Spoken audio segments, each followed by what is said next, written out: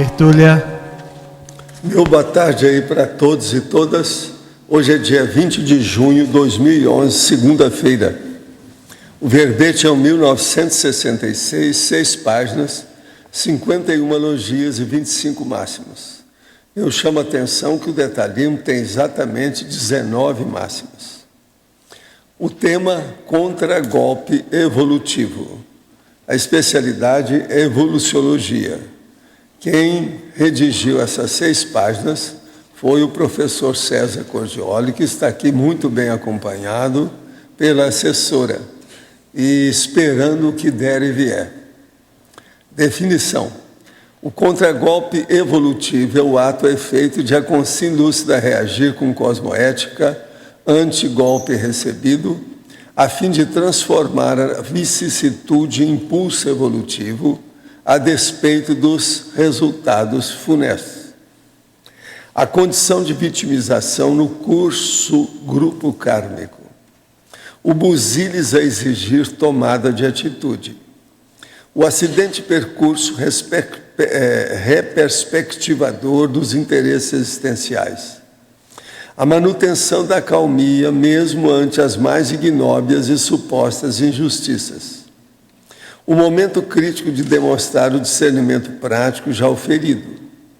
A maturidade assumir a responsabilidade pelos erros pessoais. A alta variação da errologia pessoal. Eu li só a metade da fatologia. A evitação da macro-pecá destrutiva. O mega sinal indicando a superintendência da Equipex ao suposto golpe. O contragolpe evolutivo como condição inevitável à dispersidade. Na argumentologia tem a tipologia, que o contragolpe evolutivo aparece na elaboração das máximas, anexins e provérbios, em geral, na forma de expressões de conforto, adaptação e enfrentamento ante as adversidades, gerando reações cosmoéticas. Então, aqui são feitas 10 citações. Depois, em seguida, tem a heterossuperação, com 6 exemplos alfabeticamente ordenados, de evidente heterossuperação inspiradora, até certo ponto constrangedores, indicados a autorreflexão da consciência chorosa, sentada sobre o pote de ouro. Na remissiologia, nós destacamos em 15 verbetes a diversidade, ampliação do mundo pessoal, ciclo reparatório, resiliência consciencial e taxologia das falhas. Frase enfática. O contragolpe evolutivo denota a evidente conquista da maturidade integrada da consciência, predisposta para a reversão das intempéries da existência, às quais todos estamos sujeitos. Você ainda persiste em reclamar, ante as dificuldades inevitáveis da existência, mesmo sendo afortunado com benesses insuspeitadas, já aplica a técnica do contragolpe evolutivo? Eu chamo a atenção que a bibliografia tem 6 fontes. Agora a questão. Tem algumas dúvidas em relação ao homossexualismo. De que maneira funciona a questão da adoção, sendo que o fruto que eles querem é fruto da suposta abominação deles? O homem abomina a mulher e prefere o homem. A mulher abomina o homem e quer a mulher. Sim, durma com barulho desse. Explica isso tudo, faz uns artigos. Mostra aí o processo, vamos dizer, contraditório da antifisiologia do homossexualismo e do lesbianismo. O povo não vê a antifisiologia. Toda antifisiologia é contraditória. É o que você está vendo. Você está vendo do ponto de vista biológico, filosófico. Agora, eu, quando falo na antifisiologia, é mais fisiológico propriamente dito. Outro. Certa noite, preocupada com meu filho, se divertindo, adormeci. De madrugada, acordei ouvindo alguém me chamar. Era uma voz masculina. Me levantei e fui ao banheiro. Na porta, dentro do banheiro, vi com riqueza de detalhes um assassinato. Foi tudo muito rápido. Voltei para o sofá e orei por meu filho e seus companheiros de passeio. Pouco tempo depois, ele chegou à casa, dizendo terem desistido de entrar em uma festa campestre. Pela descrição, lembrava o local da minha visão. Que fenômeno é este? É espírita, anímico, premonição, clarividência, enfim, o que é? Isso pode ter sido uma simulcognição. Você percebeu alguma coisa com as energias e isso pode ter influído lá com as energias em cima do filho e da turma para eles não entrar na festa. Pode ter sido. Agora, é simulcognição, porque é mais ou menos a mesma época, mesmo tempo, mesmo momento evolutivo. Quais consequências evolutivas ocorrem durante a vida intrafísica e após a dessoma para com que vivencia a pseudo-felicidade da promiscuidade e da ficação? Olha, cada um é preciso de ver, isso aí depende da ficha, o que é que dá. Quanto mais a pessoa desvia, mais ela tende a entrar na melina melex. É só olhar agora o tanto desse desvio. Desvio que eu estou falando do ponto de vista evolutivo, cosmoético, né? É possível ter curso intermissivo, com 5 ressome uma família completamente assediada, com um grande resgate, grupo kármico a realizar? Sim, a pessoa fez o curso intermissivo e apareceu no meio dessa gangue para ajudar a gangue, faz parte do serviço. Em tertúlia passada, o senhor respondeu a pergunta sobre a comunex avançada, porém nem me dizer se percebeu odores, pois o senhor mencionou a beleza das flores enormes. Não, lá depende. O que eu estava falando é do Pombal. No Pombal, se você pensar nas coisas, qualquer coisa boa, feliz, vamos dizer, zona de conforto, que a pessoa se sinta assim, num ciclo virtuoso, ela tem o toque de Midas, ela melhora a situação, ela sente melhor, isso é comunex superior. Tem que ir lá para a pessoa ver. Ouvir os sons, isso depende. Se você fizer, você cria aquele processo, parece que tudo é vivo. Os serenões habitam essas comunex avançadas? Não, eles habitam outras mais avançadas. Essa aí que eu estava falando, não, lá não tem serenões vivendo lá, não. Agora, eles orientam essas comunex. De modo geral, a situação é essa. Agora, eu entrego, então, o professor Cordioli para você. Por favor. César, aqui na parafatologia, na página 30, na segunda linha, você pode falar do mega sinal indicando a superintendência da Equipex ao suposto golpe? Isso é porque acontece, às vezes, de você achar que algo que acontece com você e é um golpe, né? É algo negativo. E você esquece de se atentar para, às vezes, mega sinais ou sinais extrafísicos da sinalética energética que indicam que, na verdade, a equipe extrafísica ela está superintendendo aquele processo. Então, eu posso até citar um exemplo prático de vivência pessoal. Em 1994, eu tive uma ação judicial que foi entrada contra as empresas da minha família. Era uma ação de um valor significativo, de um credor que dispunha, na época, de algumas centenas de outras ações. E aquele valor era um pouco alto, hoje, tranquilamente, mais de R$500 mil. E o que acontece? Aquela ação ela foi distribuída às 11h11 de um determinado dia de maio de 1994. E o que acontece? Inicialmente, eu fiquei um pouco assustado porque era uma ação muito pesada. Ela arrolava todos os bens da empresa, da família, e era bem difícil, né? E o que acontece? Uma década depois, aquela ação, paradoxalmente, foi uma das ações que mais limparam todas as outras ações que a gente tinha na família, né? Por quê? Porque foi penhorado uma série de bens, existia um bem lá que foi super avaliado, eu não influenciei em nada, o fato é que aquele bem foi avaliado por muito mais do que valia, e a pessoa que era o credor pediu a adjudicação, ou seja, ela pediu o bem em troca da dívida, por aquele valor super elevado, né? Então, eu só fui entender uma década depois por que aquela ação, que no início parecia negativa, muito pesada, com o número 1111, foi lá na frente, uma década depois, limpar tudo, né? Então, esse é um exemplo, né? Mas eu acho que aí cabe cada um avaliar, João Paulo, qual é a sua sinalética energética, né, para a psíquica pessoal. Eu estou dando um exemplo, né, de sinalética com número, mas tem N sinaléticas. Agora eu queria te perguntar, o seu nome, as iniciais são quais? Meu nome é César Tiago Gonçalves Cordioli. Eu queria Então, botar... CGC é código Paulo de Cosmoética. Você está perdido. Não, eu queria dizer que eu primeiro botei César Cordioli. Só que já havia Kátia Caporale, que é Não, CC eu sei, também. por isso você pôs o CGC. Aí eu peguei os dois sobrenomes. Tá certo. Tá bom. Beleza.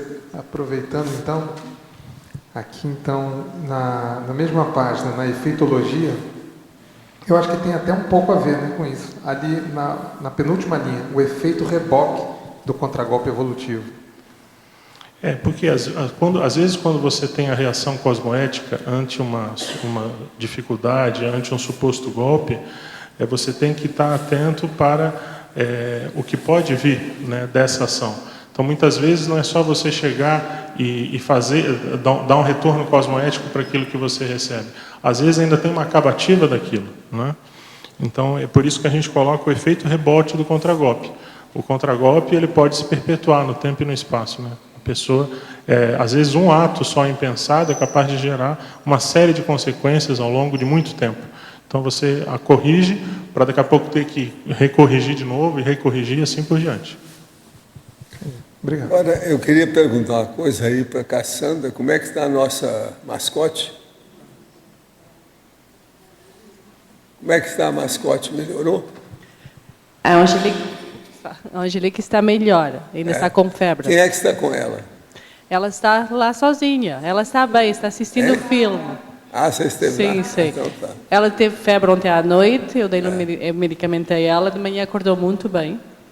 Tomou banhinho e está melhor, muito melhor. Já comeu. É muita gente que está com esses Sim. probleminhas aí. Ela já comeu, está bem, está assistindo o filme. Ela então está tá bem. bom. Boa notícia. Quem é o próximo aí? É você ou Grace? César, nesse mega sinal que o João te perguntou, mas na época você não percebeu, foi isso? Se é que eu entendi? Não, na época eu achei estranho essa sinalética do 11:11, porque o horário de funcionamento do fórum era até às 11 horas da manhã. Então significava que alguém tinha ficado depois do horário e tinha cadastrado aquela ação às 11 horas e 11 minutos. Né? E eu achei estranho, porque aquilo era uma ação de execução. Então, em tese, é negativa, ou parecia negativa, entende? Então, é por isso. Só depois é que você foi entender. Só lá na frente que eu fui entender. Eu acho que isso tem muita cápsula do tempo, né, que os amparadores eles passam para a gente. Né? Passam a inspiração no determinado momento, a pessoa só vai entender, às vezes, lá na frente, muito tempo depois. Daí a importância da pessoa anotar tudo aquilo que acontece, abrir um caderno de registros, né, parapsíquicos, né, porque se ela não tiver essa visão de conjunto, ela dificilmente vai conseguir gerar sinapse sobre isso. Né? Eu estou tendo a oportunidade de digitar todo o meu material de tertúlias, todas as anotações de cursos, e eu consegui abrir arquivos sobre determinados temas. Inclusive, eu tenho um arquivo de sinalética energética pessoal, então eu vejo que tudo vai se complementando. Né? E se você não tem essa auto-organização, você perde, às vezes, determinados detalhes. Né? A tertúlia ela é um exemplo bem típico disso. Né? A gente vê que o professor Valdo ele solta muitas informações a conta-gota. Então, você só consegue, às vezes, entender mais um determinado assunto quando você vai começando a compilar as informações de várias tertúlias seguidas.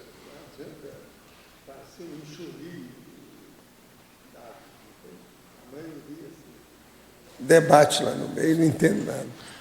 Tem que ir devagar e através das décadas. Não é através da semana, nem mês, nem anos, é décadas. Tem coisa que eu estou falando hoje com menos explicitação, que o povo entende tudo, coisa que eu há 30 anos fazia um esforço danado, explicando tudo, ninguém entendia nada. De modo que o processo não é fácil.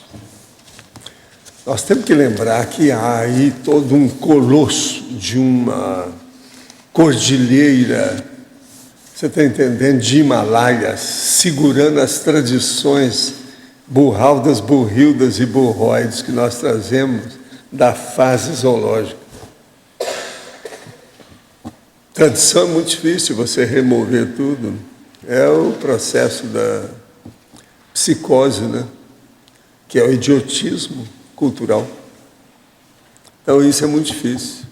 Você veja bem, o curso intermissível é o primeiro da maioria aí. Então, o impacto que deu ainda não dá para fazer uma mudança visceral e abrupta. É devagar, pouco a pouco, pouco a pouco. E outra coisa, os detalhes, o povo dá muito pouco valor para isso. Você acha, por exemplo, que não é totalmente burraldo, burrildo e burroide também o que eu faço aqui? A hora que eu estou fazendo essas últimas aí, principalmente com vocês que estão fazendo os neoverbetes, eu falar aqui de siglas, Sesc Pedais, objetos, não é? Parece uma bobagem enorme, parece uma coisa de criança, parece que eu estou me divertindo com esse negócio. Divertindo é a vovozinha, não tem nada disso. O que eu quero é chamar a atenção para o detalhe. A pessoa começa a ver isso. O João, por exemplo, ele não olhava essas coisas. Atualmente ele está uma fera. Ele vê os espaços entre as palavras. Agora, vocês vão pensar, mas que valor que tem isso? Tem. A vida, a coisa vai caminhando, isso vai acumulando, você vai observando mais. É o olho de lince. O negócio é sério. Eu acho que o objetivo também é nivelar por cima, né? Porque a partir do momento que chama a atenção, todo mundo quer inserir isso no verbete. Então a pessoa agora vem os processos de sobrepairamento, aproximação simples. Então você precisa de conhecer muito detalhe para afastar as insignificâncias. Vou repetir. A gente precisa de entender muito de detalhismo para poder eliminar o que não presta, que é insignificância. Porque senão você joga tudo de roldão e perde uma opção de coisa de alta relevância no meio dos detalhes da poeira que você está jogando tudo fora. Para você virou poeira. Esse é o motivo que eu acho que o processo de detalhismo é muito difícil de entrar ainda na humanidade. Tem que insistir. Há que insistir. Não tem outro jeito. Uma coisa que eu acho interessante também é que você tem acesso, às vezes, a uma verpom e você precisa de um tempo para metabolizar aquela informação, para assentar aquilo. Não, porque ela começa a disseminar e se infiltrar dentro das suas retenções. Retenções é o processo da holomemória.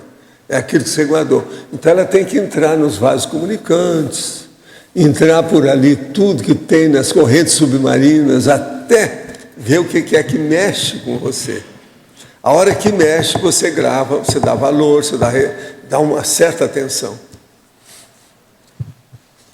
Agora, outra coisa, né? O verpom tem sempre alguma coisa de novo. Tudo que é novo é problemático. Agora, tem um fenômeno bem interessante. Você, às vezes, anota alguma coisa e lá na frente você vê que você achava que você entendia, só que o seu nível de profundidade que você entende hoje é muito maior do que era no passado. Então, isso é bem interessante. É muito diferente. É o meu caso com o meu livro aí de capa dura, 208 páginas. Só a Daiane fez uma listagem lá de 150 e tantos fenômenos diferentes, tudo registrado aos meus 17 anos, eu era adolescente. Tem livros de diversos idiomas, tudo lá. Agora, o melhor da história é que eu colocava tudo e cortava as palavras, deixava tudo abreviado. Mas eu sei tudo aquilo. De ler assim, eu falo a palavra inteira, dos nomes, dos títulos, eu sei tudo aquilo, eu nunca mais esqueci. Como é que o registro é importante? Isso é terrível a gente pensar numa coisa dessa. Agora, outra coisa, uma pessoa um dia desse estava olhando, eu estava lendo os negócios muito assim, normais. Eu não entendia por que eu estava lendo aquilo, no jornal. Eu virei para ela e falei assim, olha, qualquer coisa que você lê, seja uma palavra, um vocábulo, uma expressão, uma frase, uma mera sentença, você pode estar descobrindo para você, pode ser uma pérola negra, uma obra rara, alguma coisa, vai te dar um viés para aquilo que você precisa. Então eu contei para a dona o negócio lá do Instituto, que eu estou lá há muito tempo esperando. O que é? Como é que eu vou resolver isso? Aqui precisa de esclarecer. Eu tenho que arranjar o conteúdo desse meu texto. Eu estava dentro da diretoria. Aí passou a pessoa e falou assim, ei, escuta, você não pode esquecer aí, ó, o caso, e falou o negócio. O vínculo consciencial. Eu falei assim, bom, como é que eu não pensei nisso? Que vergonha. Agora foi preciso os outros chegar, falar para a dona, colocar, fizeram a transmissão para ela, porque comigo não adiantou nada. Eu fiquei com a cara de tacho desse tamanho durante muito tempo. Só a expressão era vínculo consciencial. Esclareceu tudo. Então, veja, eu às vezes estou lendo aí, eu posso descobrir alguma coisa, é isso aqui que eu estou precisando. Uma palavra só. Então, veja, esse também é um tipo de detalhe conteudístico. Nós não podemos eliminar, jogar fora. Detalhe conteudístico. Por isso que é que eu ponho, na questão do detalhismo, eu chamo a atenção para aqueles máximos de detalhismo. Máximo não é fácil. Agora, você nesses máximos aqui, ó, você fez 19. Faltou um só em paradoxologia que podia ter passado para 20, só para chatear. Tem 6. Agora, é engraçado isso aí, a gente vê o problema aritmético dentro do conteúdo, que é a estatística do processo da ideia.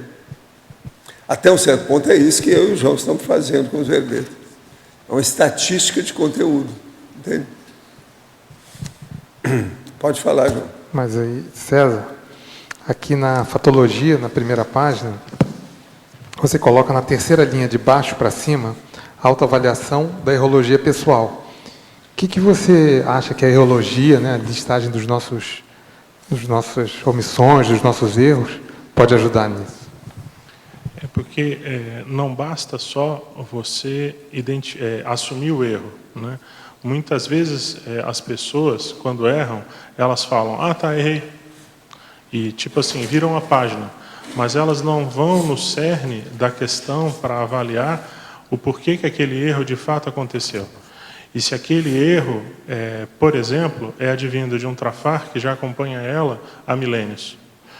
Então, o que a gente observa? Muitas vezes, os erros, eles se repetem, né? Só que em ocasiões diferentes. A pessoa, por exemplo, tem um processo de leviandade. Ela subestima, ela hipovaloriza as encrencas, né? Então, o que acontece? Essa leviandade, às vezes, ela vai se manifestar de diversas formas e vai ser só através de uma autodissecação fria da pessoa avaliar profundamente o porquê que ela mantém esse traço fardo de alimentar um processo de leviandade que ela vai conseguir mudar. Então, quando a gente coloca esse ponto, né, que é a autoavaliação da errologia, é ela procurar ir a fundo, dissecar. Nada que acontece com a consciência é o acaso. Isso já virou até um jargão comum.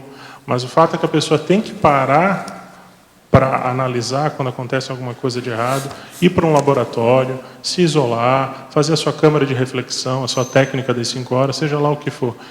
E não raro ela vai chegar a essa conclusão, que aquilo que está prejudicando ela, na verdade, não é uma coisinha simples, é algo que acompanha há muito tempo.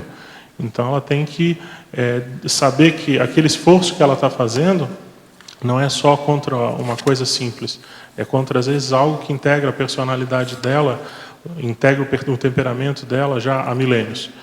E aí, se ela atacar aquilo ali com força, com vontade, ela consegue fazer a reciclagem intraconsciencial.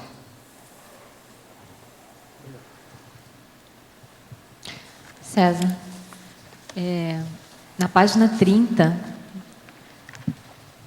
na 4ª linha da fatologia, você coloca a reversão do ato anticosmoético a favor da evolução consciencial.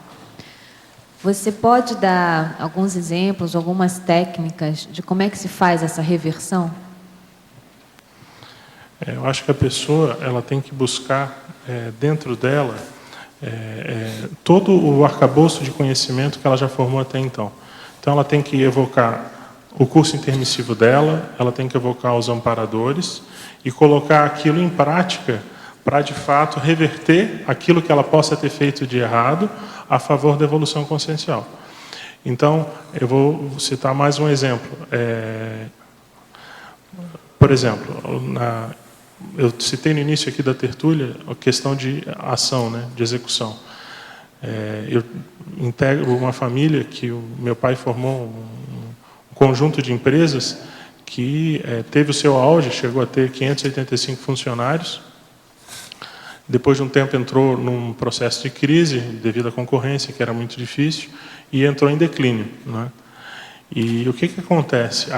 A gente passou por um período muito difícil, uma época, né, onde você, de fato, a empresa estava numa crise enorme, com uma dificuldade financeira enorme, e quando você vê que algo está errado, que a empresa, por exemplo, está passando por dificuldade, o ideal é que você ponha um ponto final naquilo ali, né, e não fique empurrando com a barriga, que não foi o que aconteceu, né? Acabou se empurrando muito, isso gerou uma série de problemas para as pessoas que estavam envolvidas, não só para a família diretamente, mas para um monte de gente que ficou credora. E o fato, então, é que, uma vez que a gente conseguiu, de fato, aplicar a cosmoética, a gente conseguiu começar a reverter essa situação da empresa. Isso foi se revertendo ao longo de muito tempo. Para vocês terem uma ideia, a gente fechou no ano de 2003, até hoje ainda tem um saldo, mas, com certeza, hoje o saldo é muito mais positivo do que negativo. E essa experiência, por exemplo, Cris, que a gente amealhou administrando uma série de dívidas, de problemas financeiros, hoje elas nos dão um certo estofo para ajudar pessoas que, por exemplo, chegam na IEC com problemas financeiros, né? Então, você vê casos de pessoas que, às vezes, já chegaram na IEC pensando em suicídio, com dificuldade financeira séria, porque o cartão de crédito está vencido, o cheque especial está vencido, está tudo vencido, a pessoa não sabe o que fazer. E, às vezes, aqueles 15 mil reais, 30 mil reais que a pessoa deve, aquele é o fim do mundo para ela, né? Então, eu acho que é isso aí, é você pegar a experiência sua e botar, revertendo isso, né, a favor da evolução, no sentido de ajudar outras pessoas, né? Eu dei um exemplo, mas teria muitos outros.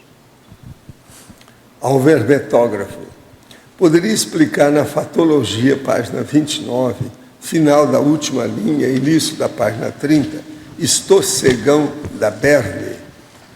Lá na minha terra, eu chamava mais, era o Berne. Mas eu acho que tanto faz, né, como tanto fez. Berne é a larva da mosca, né?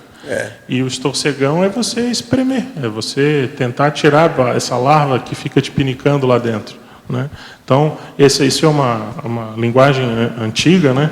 O professor Valdo também usa em tertúlia de vez em quando. Não, porque isso está nos livros que a gente recebia de mensagem psicografada. O estorcegão da dificuldade na vida humana. Você tem que espremer a dificuldade para ficar livre dela. O sentido de estar aqui é o seguinte, é que você, às vezes, você tem algo, um trafar tão arraigado lá dentro de você, uma postura íntima, que você, por algum ganho secundário, você alimenta, você mantém, e se você não pegar e não der um jeito de se auto-espremer para tirar isso lá de dentro, você não consegue fazer a reciclagem, você não consegue mudar, né?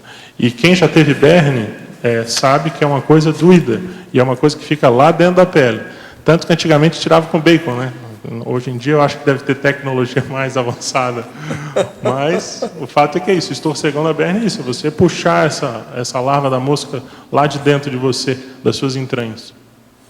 Na Exemplologia, página 32, qual o principal fator que leva ao crescendo contra-golpe evolutivo mínimo, autodefesa, até o contragolpe evolutivo máximo, antecipação da reação do golpe, ao longo da nossa evolução? Seria o discernimento? Sem dúvida, o discernimento eu acho que é a base de tudo, né? Para a pessoa conseguir reverter, mudar. Outro, Fatologia, página 29, última linha. Gostaria que falasse sobre a contenção da cadeia dos acidentes de percurso.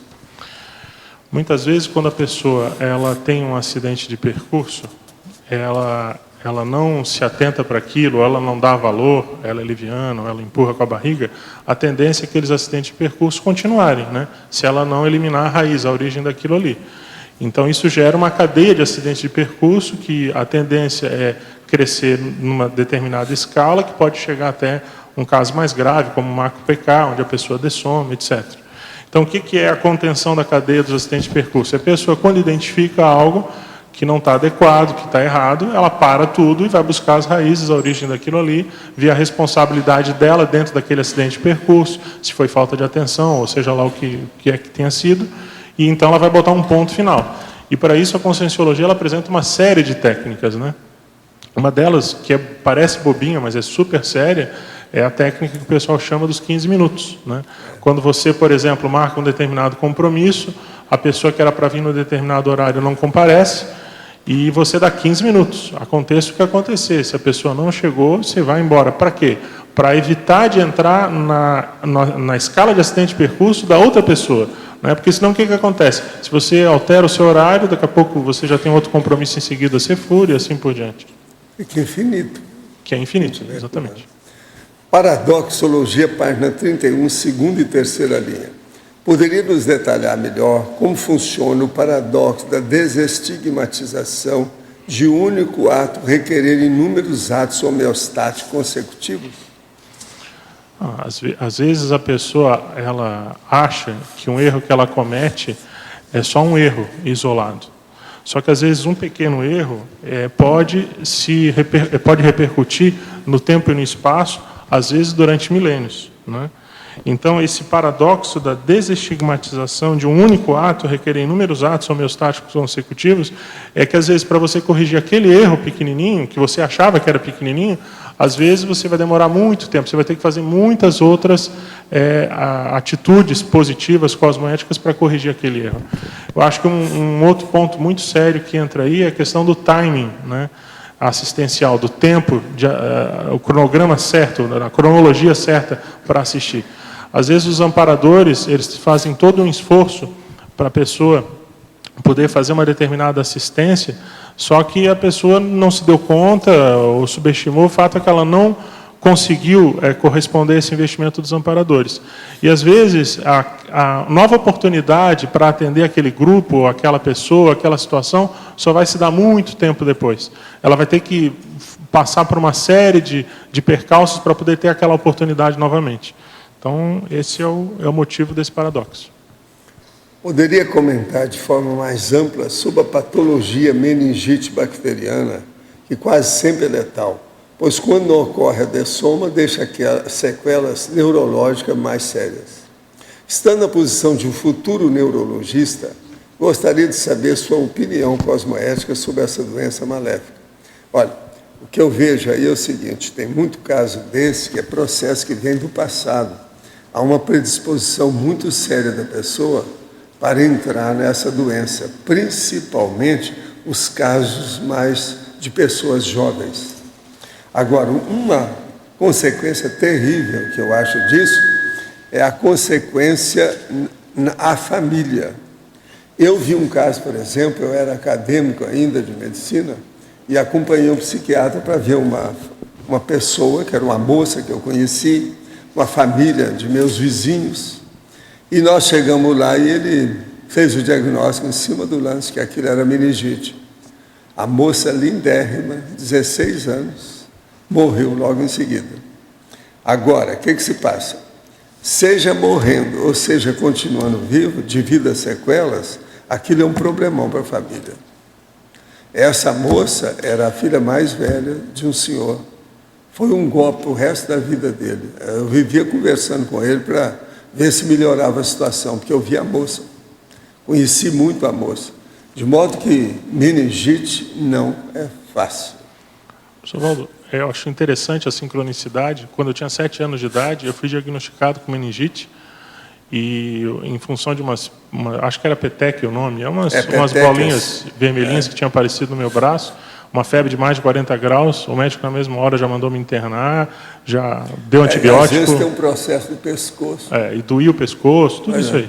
Então é interessante ele estar fazendo essa pergunta, eu passei por isso e me escapei, mas isso foi devido a um amparador, a um médico. Agora, que em cima do lance mais sério mesmo, tem problema de passado sério.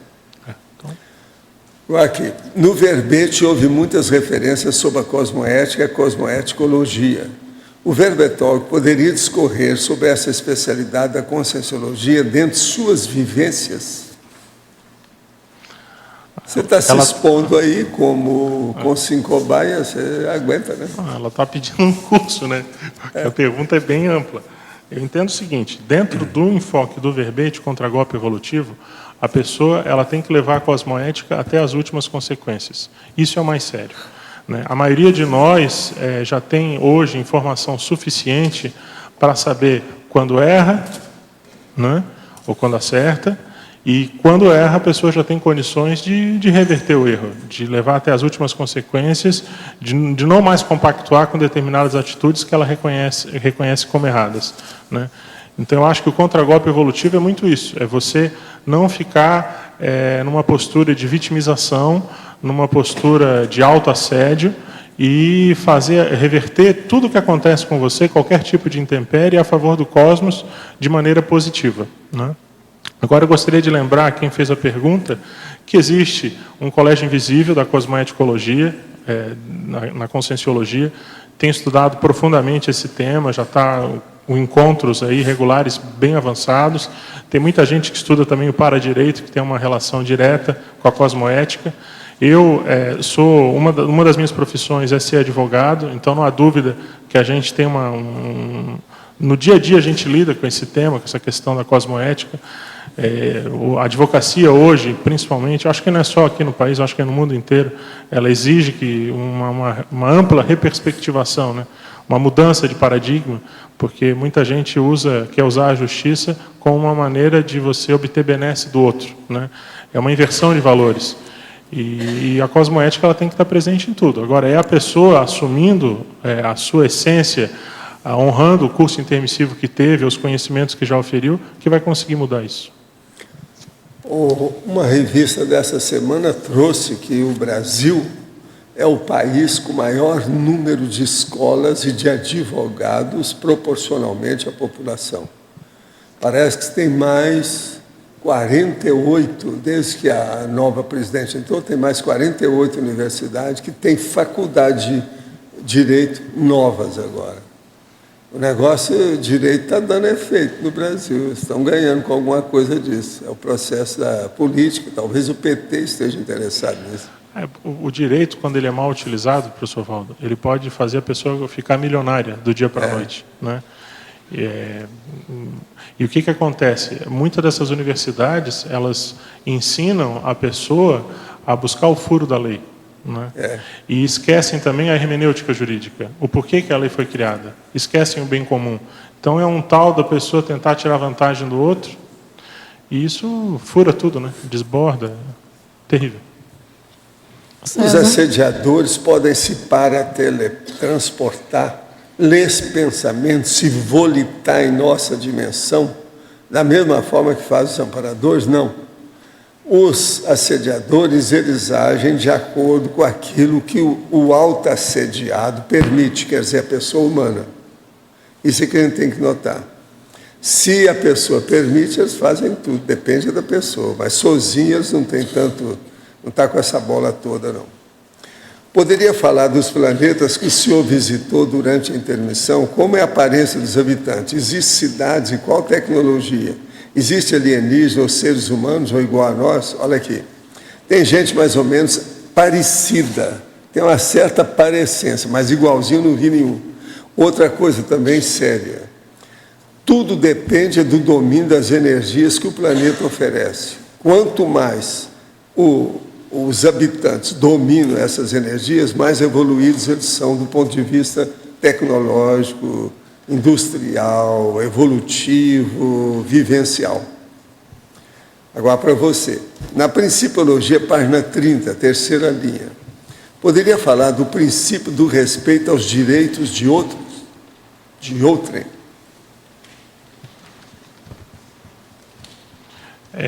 O princípio de respeito aos direitos de outrem. Quando você, às vezes, se identifica com uma determinada razão, em algum processo, em alguma circunstância, você não pode esquecer que, por mais que você tenha razão, você não pode atropelar os direitos das outras pessoas, né? Então, às vezes, isso voltando até à pergunta anterior à questão do direito, às vezes a pessoa tem até o direito de executar judicialmente, de tomar alguma medida, mas às vezes isso não é o mais cosmoético, num determinado contexto. Então, acho que a questão do respeito é esse, é você não esquecer de atentar que a pessoa também tem que ser respeitada. Na mitologia, página 31, qual a sua opinião do mito da Fênix? Eu coloquei aqui porque a fênix é aquela ave, né, que é indestrutível, né? Ela queima e, no entanto, ela sempre ressurge das cinzas, e eu acho que isso tem tudo a ver com a questão do contragolpe evolutivo, né? A pessoa, ela não atinge um grau de evolução avançado se ela não passar por constantes reciclagens, né? Onde ela, em cada crise que acontece, é como se o mundo às vezes desmoronasse. Então ela é como se fosse uma fênix, né, que vira cinzas diante das circunstâncias, e daqui a pouco ela busca aquela força interna, íntima dentro dela, e ressurge das cinzas. Lembrando que com o passar do tempo, a tendência o que é? A pessoa começar a gerar um mitridatismo. Ela começa a gerar anticorpos para essas crises. Então não há dúvida, hoje, se a pessoa parar para pensar, os desafios que ela tinha 5 anos atrás, que para ela pareciam muito grandes, hoje eles são pequenos, né? E a tendência é que hoje aquilo que ela acha o máximo de super desafio, daqui a 5 anos ela vai olhar para trás e vai ver que hoje é muito pequeno, né? Então acho que esse é o processo da evolução, da espiral evolutiva, né? Os desafios eles são crescendo numa escala ascendente. Eu acho que isso também tem muito a ver com a questão da desperticidade, que também está em várias partes do livro, né? Eu nunca vi o professor Waldo falar dessa maneira, assim, mas pelo que eu já consegui juntar de informações sobre a desperticidade, eu vejo que tem 3 maneiras básicas da pessoa atingir a desperticidade, pelo que eu estudei até então, né? A primeira delas seria o parapsiquismo, né, clássico, domínio do parapsiquismo, que é a pessoa que frequenta dinâmicas, que trabalha com as suas energias, e assim por diante. Daqui a pouco o Epicom está dando SCP-2, então ela vai traçando essa trilha, cada vez ela vai tendo mais estofo energético para fazer o desassédio. Esse é um ponto, né? Eu acho que uma outra maneira da pessoa atingir a desperticidade é através do controle dos pensamentos. Eu quero dizer que eu entendo essas linhas, tá, não como excludentes, elas se somam, né? Elas são paralelas, né? Então, essa questão do controle da autopensenidade ela é muito séria, né? A pessoa que não se permite pensar a bobagem, ou ela mantém sempre uma retilinearidade pensênica.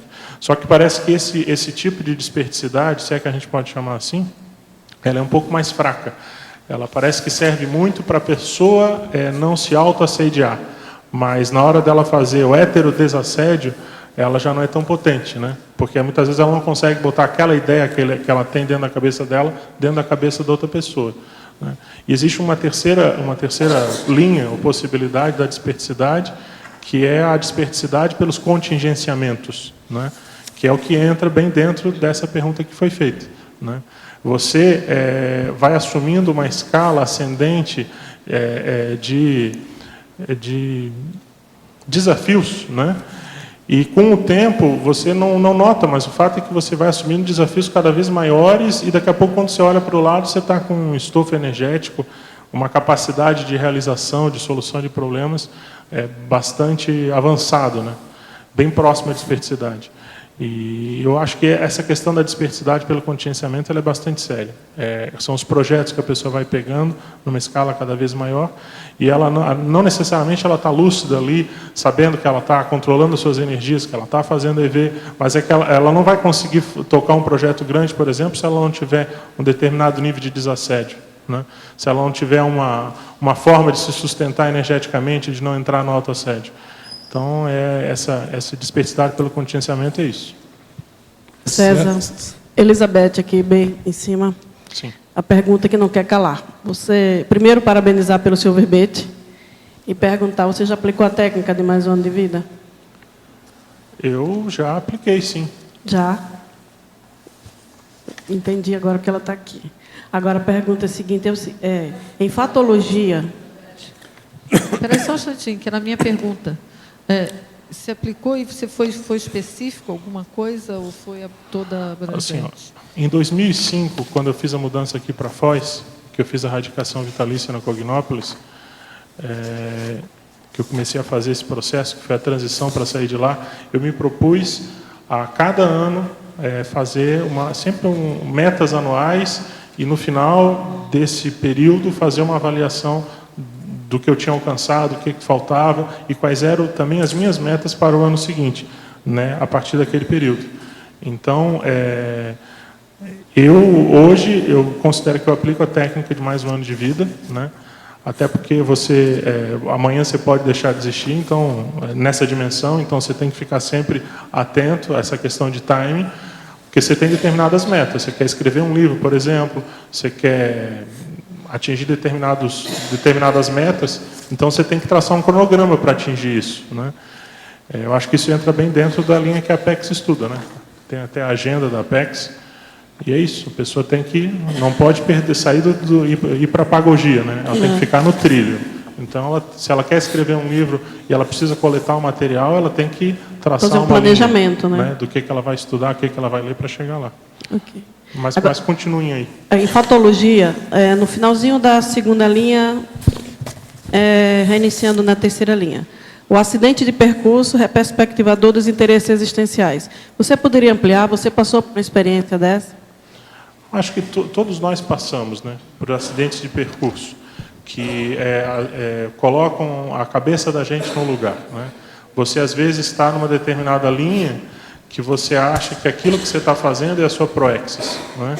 E, de repente, vem um determinado acidente de percurso, que pode ser com você ou com alguém próximo a você, e o fato é que aquilo muda toda a sua linha de interesses, né?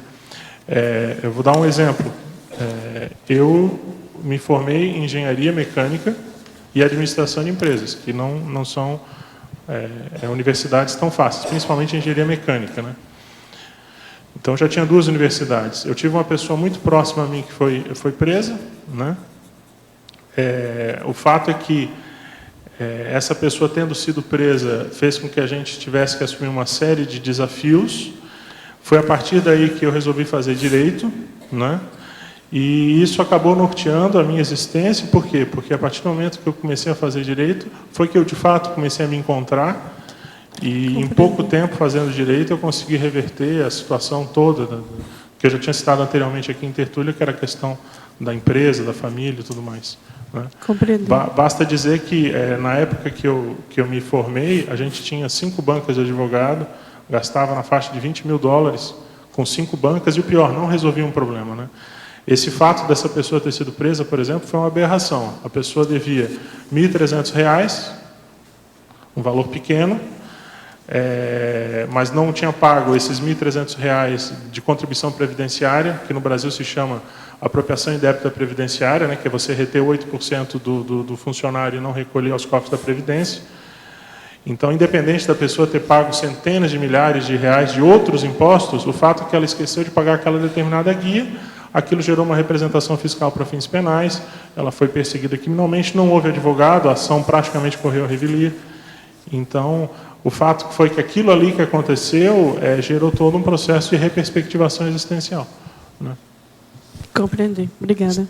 Desde pequeno tinha um sonho que tempos depois eu vivenciava, desde passagens significantes até outras mais sérias, variando com antecedência de semanas, meses, alguns poucos casos de anos.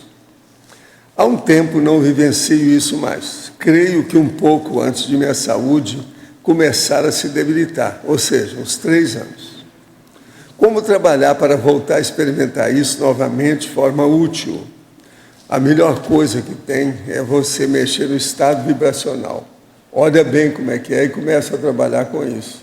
Seja o que for que você tem, o estado vibracional vai melhorar suas defesas e ampliar o seu modo de abordagem das coisas. Isso pode melhorar o problema de ter essa precognição. Agora, para você. Poderia comentar, na parafatologia, página 30, terceira linha, o contragolpe evolutivo como condição inevitável à desperticidade? Dentro da linha do que a gente já vem comentando aqui na tertúlia, ninguém vai vir aqui para essa dimensão a turismo ou a passeio, né? Todo mundo vai vir com alguma coisa para fazer, e esses desafios que a pessoa vai encontrar na programação de vida dela vai exigir dela determinados posicionamentos, né? Então, a gente já viu, até o professor Valdo comentar também em tertúlia, várias vezes, que a pessoa que vem para essa dimensão e não acontece nada com ela, não tem crises com ela, crises ao redor, ela está perdendo a oportunidade da existência, né? Então, dentro dessa linha, o que a gente quer colocar com o contragolpe evolutivo como condição de desperticidade? É que a pessoa, inevitavelmente, ela vai lidar com dificuldades e ela vai ter que saber fazer a devida superação dessas dificuldades, né? Fazer a reação cosmoética, né, das vicissitudes da vida humana a que todos nós estamos sujeitos. É isso.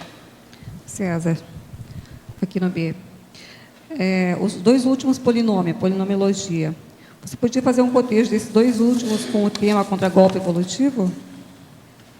Os dois últimos polinômios. Isso. Polinômio, fatos, versões para fatos, para versões. Às vezes você acha que algo que está acontecendo é só aquela questão intrafísica, né? E você tem que, muitas vezes, buscar as origens extrafísicas daquilo que está acontecendo, que, então, são os parafatos e as paraversões, né? Nada que acontece com a consciência é o acaso, a gente já comentou isso. Então, às vezes, algo que acontece para ela, que ela acha que é uma suposta injustiça, na verdade, não tem nada de injustiça. Dentro da lei de causa e efeito, do mecanismo de ajuste do grupo kármico, aquilo ali nada mais é do que uma consequência de atitudes que ela teve no passado, em vidas passadas. Então, ela tem que buscar sempre essa versão extrafísica. A inspiração dos amparadores, a sinalética dela, o que ela entende daquilo que está acontecendo. Por que, por exemplo, aquilo que aconteceu com ela, de fato aconteceu, né? Qual é a origem daquilo ali? Qual é a raiz? Porque se ela ficar só na intrafisicalidade, ela não vai conseguir aprofundar o entendimento do acontecido. O polinômio multidimensional, palco, elenco, plateia, bastidores. Entra também dentro dessa questão dos parafatos e paraversões, só que aqui é mais com enfoque de que nada que acontece com você nessa dimensão é só aqui nessa dimensão. Você sempre tem testemunhas extrafísicas, né? Então, o seu exemplo, ele perpetua no tempo e no espaço. E você tem que saber bem qual é o tipo de exemplo que você está dando, né? Para a plateia que você tem, né? E esses bastidores extrafísicos que estão acompanhando isso que está acontecendo. Obrigada. Sim? Estou aqui em cima, atrás de você. Mauro. Sim, Mauro. Eu estava aqui refletindo sobre o seu verbete, a gente percebe claramente assim, o mater pensene de cada verbetógrafo na exposição do tema do seu verbete, esse era o caso. Então, eu estava refletindo sobre a não segmentação, porque você apresenta esse perfil de empreendedorismo evolutivo associado com autorreflexão profunda e na produtividade mental somática você se integra como cobaia principal. E a gente vê que o maior problema na nossa questão aqui, que eu observo muito, é que os perfis são todos lacunados. Ora é uma pessoa com grande empreendedorismo, mas desconectada da produtividade intelectual, muito menos se utilizando como cobaia.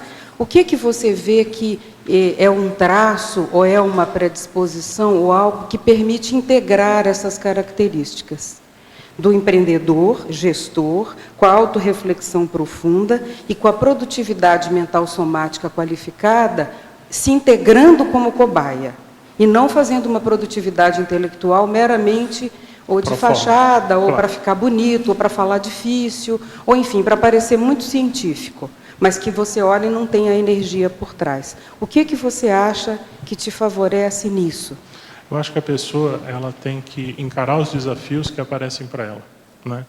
Então, a gente vê que muitas vezes as pessoas têm ideias, têm inspirações dos amparadores. A pessoa vem aqui para a tertúlia, por exemplo, ela registra, ela anota um monte de ideia, um monte de projeto, um monte de coisa para fazer, só que aquilo tudo vai ficando engavetado, né? A gente que acompanha já a Conscienciologia há mais de 2 décadas, né? A professora Malo também é um exemplo, tem tantos colegas aqui também nessa situação. A gente vê que ideia é o que mais o povo tem, né? Só que o que acontece? Às vezes a pessoa não leva a sério aquela inspiração que ela teve, né?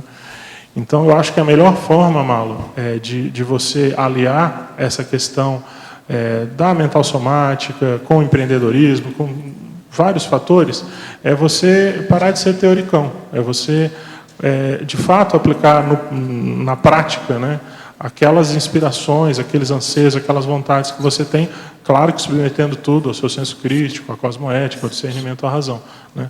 Então, às vezes, a pessoa vem para cá, ela pega anotações dela de 2007, 2008, onde o professor Valdo já falava de técnica da mobilidade física, e às vezes ela nunca foi no laboratório fazer uma técnica dessa, né? Às vezes tem muito mais, eu estou dando um exemplo, né, mas teria muitos outros exemplos além desse. Então, eu acho que é isso, a pessoa ela tem que dar mais valor porque ela já agregou de informação, levar a sério, é isso que a gente fala, levar até as últimas consequências, né? E encarar, né? Eu vejo muita gente, o Malo, se enrolando com teoria, com reuniunite, né? Ou então se perdendo em coisas colaterais, em coisas menores, né?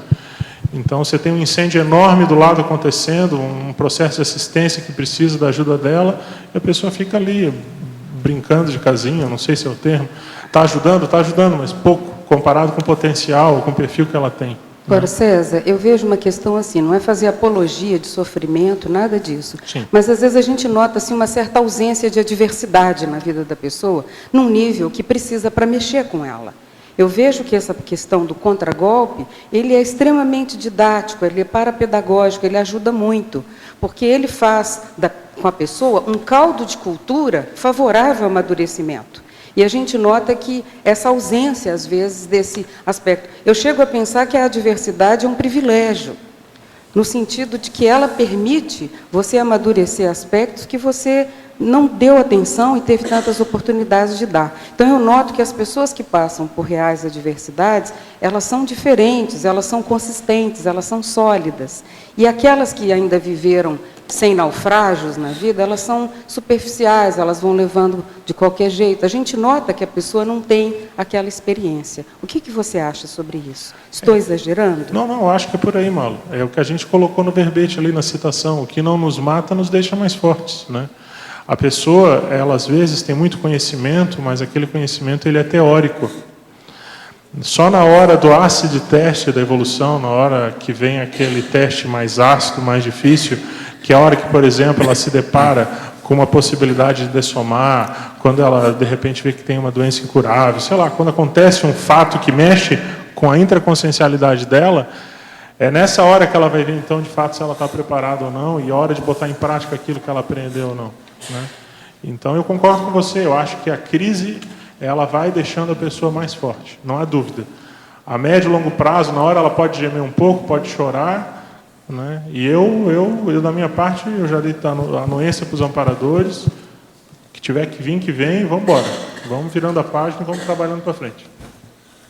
Uma coisa interessante é o seguinte, há pessoas que começam a ter a adversidade e os problemas mais sérios na vida por pequenos detalhes antes de nascer.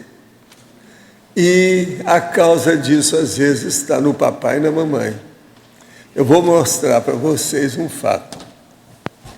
Aqui, está lá na medida, 08 medida, página 33. Está lá o nome do Chipperry. Antoine Jean-Baptiste Marie Roger Foscolombe de Saint-Exupéry. São 8 nomes que esse cara tinha, e ele não era de monarquia, presta atenção, ele nasceu em 1900. Agora, com o nome desse, ele já veio estigmatizado na Terra. Você está entendendo? De nariz e queixo para cima. Mas ele era uma pessoa muito inteligente, ele conseguiu superar isso aí. Mas veja, ele já nasceu estigmatizado, com um nome desse. Você entende? Hoje está provado, e é muito difícil a gente expor e as pessoas aceitarem isso, que nome para a pessoa ficar conhecida num trabalho dela, seja vamos dizer, a pena, né? O nome de pena, que é o literário, o nome de guerra, precisa ser 2 nomes só no máximo. Agora, uma pessoa com 8 nomes, Tem paciência. Agora, o povo não entende isso. A universidade, por exemplo, ela faz questão, quando vai publicar um livro ou uma defesa de tese, se a pessoa tem 5 nomes, tem que colocar os 5 nomes. Quer dizer, eles não têm ideia, o PhDs aí, você está entendendo, do nome de plume, ou nome de pen, ou pen name. Eles não têm ideia disso. Agora, isso é estigma. Ele ainda dessomou de uma morte estranha, porque ele desapareceu no ar, sumiu. O dele foi esquisito. Sumiu mas com o ele avião era muito dele, inteligente, esse a cara. diversidade. E outra coisa, ele tinha ideias avançadinhas, uma opção de coisa. Agora, Malo, voltando à sua questão, eu queria também complementar o seguinte. Acho que uma coisa muito séria é que a ninguém é dado uma determinada situação de crise que ela não possa resolver, né? Mas também ela não vai conseguir ter acesso a um desafio muito grande se ela não for assumindo desafios menores, né? Então, quando você fala assim, eu vejo que falta crise, às vezes, na vida de muita gente, eu concordo com você e acho que a origem, de muitas vezes, disso aí, o que é? Porque a pessoa não está fazendo o dever de casa. Ela, às vezes, sonha de pegar um grande projeto, um grande desafio, mas ela não fez, ela não preparou a base. Então, é óbvio, os amparadores, o Max Mecanismo, jamais vai colocar na mão dela algo muito avançado se ela não fez o dever de casa, não fez o beabá. Ela não está habituada a comer o pão que o diabo amassou, o para-diabo amassou. Então, ela não enfrenta as coisas pequenininhas, elas já estão correndo para casa, fechando janelas e portas e sai correndo. Que é grandes tarefas, grandes resultados. Tem um amigo meu que falava, eu não estou com esse problema do pão que o diabo amassou. O meu é pior. É a broa que a mulher, a diaba amassou. De modo que eu preciso ter cuidado com isso. Eu acho, César, isso tudo que a Malo está falando tem a ver aí na página 30, na fatologia, a primeira, segunda, terceira, na quarta linha, aonde começa a reversão do ato anticosmoético a favor da evolução. Você quis colocar nesse sentido de aproveitar essa oportunidade para isso? Sim. Fazer essa recomposição? Sim, a gente até, inclusive, já acabou de comentar esse tema, é isso mesmo. Agora, tem mais um dado para botar mais pimenta nesse molho, que é o seguinte, muitas vezes a pessoa, ela tem por mais que ela admita a multidimensionalidade e ela tente pensar do ponto de vista de várias vidas, o fato é que o referencial dela ainda é muito intrafísico, ainda é de uma vida só. Quando ela coloca, por exemplo, uma questão de múltiplas vidas nisso, constatado mesmo através de retrocognições, de experiências pessoais, dá uma encorpada nesse recheio, entende? A pessoa ela vai ter muita massa para refletir, para pensar. Eu acho que, às vezes, o que falta também é isso, né? É a pessoa analisar aquilo que eu falei aqui durante a tertúlia, analisar, às vezes, uma pequena fissura que ela tem, mas do ponto de vista pluriexistencial a fundo, né? Porque se ela for parar para pensar, se ela acha tão pequenininho aquilo ali, se fosse tão fácil, ela já tinha corrigido, né? Se ela não corrigiu até agora, é porque aquilo já está acompanhando dela há muito tempo. Então, aí ela vai buscar a origem daquilo ali para trás. E se ela começa a puxar o fio da meada, a retrocognição é algo interessante, né? Você começa a puxar um fio de meada e daqui a pouco começa a vir toda uma história, um desenrolar, e parece que quanto mais você afunda, é balar de caranguejo. Você puxa vem 10, 15, 20, e aí começa a vir um monte de coisa e você começa a ver as repercussões, né, daquele pequeno trafazinho seu ao longo de várias vidas e os contextos todos. Então, isso vai mexendo com a pessoa. César, aqui, Jussara. Sim. No final da página 30, neossinapsologia, no final da primeira linha, podia falar um pouquinho o desequilíbrio temporário produzido pela assimilação das neossinapses da intraconsciencialidade. A pergunta é a seguinte: quanto tempo você demora para se recobrar das intempéries, das dificuldades, das vicissitudes da vida, né? Não há dúvida que quando acontece alguma coisa de ruim, alguma coisa assim pesada, a pessoa ela demora um tempo, né? Ela vai levar um impacto daquilo ali no micro-universo consciencial e ela demora um tempinho para reagir, né? A questão é quanto tempo é. A pessoa vai se entregar num processo de depressão, de autovitimização, e às vezes vai perder a existência inteira, às vezes várias vidas, ou ela vai encarar de frente e vai mudar aquela situação, né? A gente tem colegas nossos aqui, que a gente sabe, da Conscienciologia, que sofreram traumas, por exemplo, numa vida lá na Idade Média.